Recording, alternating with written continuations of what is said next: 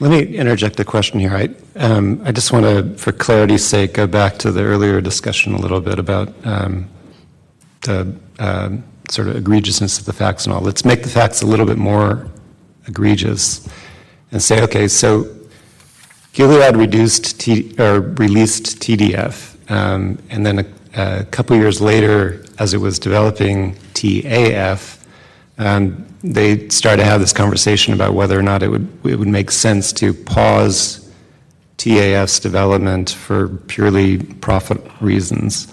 And as part of that discussion, executives asked for an estimate on, okay, well, if we did that, how many people would actually be injured from TDF that would not be injured from TAF?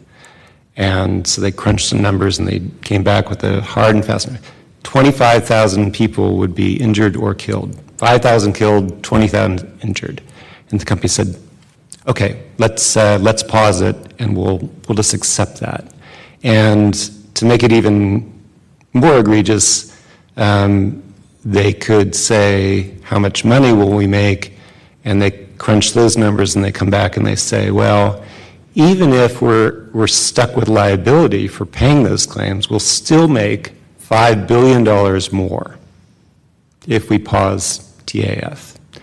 Now, would you say that the law essentially still immunizes or doesn't recognize a duty at all?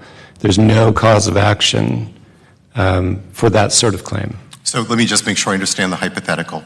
We've gone through phase 3 clinical studies. So No, it's the same pause at 2000 and 2003.